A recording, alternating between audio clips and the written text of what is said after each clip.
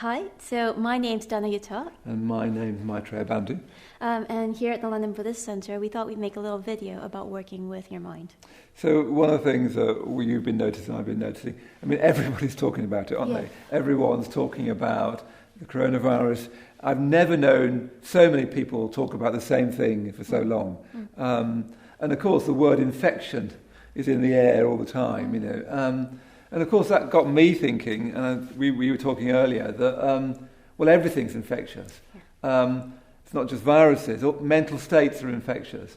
So if you get anxious, often people pick it up off you and get anxious themselves. If you get short-tempered, other people do that.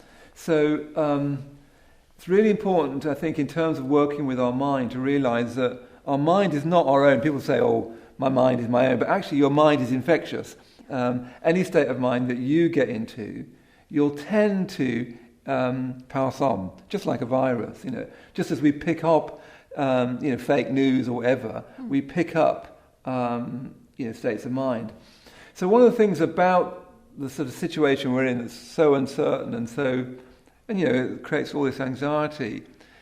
And I think this is a key thing for us to keep remembering, that it's really easy to make things worse.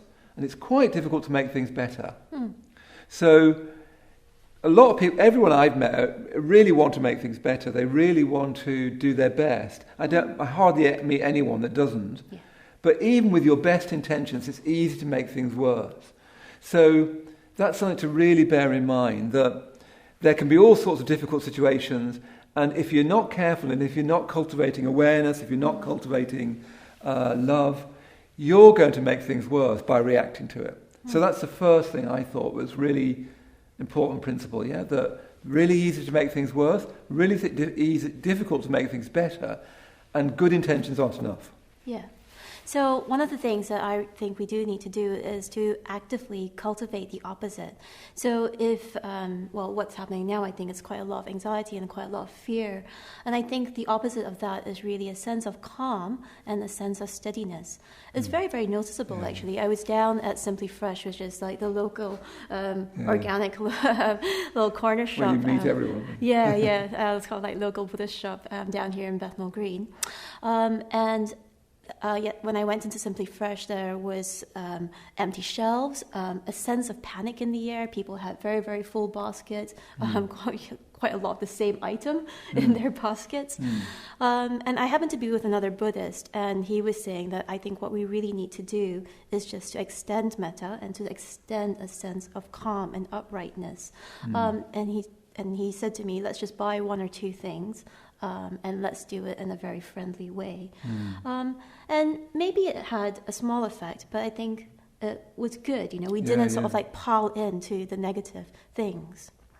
Good effects are often small effects, aren't they? And one of the things we're trying to do is value small effects. Most of the things we do have small effects.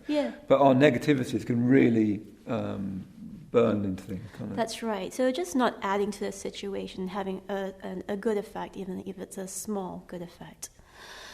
And actually in Buddhism, generosity is a very, very important virtue. And the highest generous thing that you can do, the highest sort of gift that you can give is the gift of fearlessness and the gift of confidence.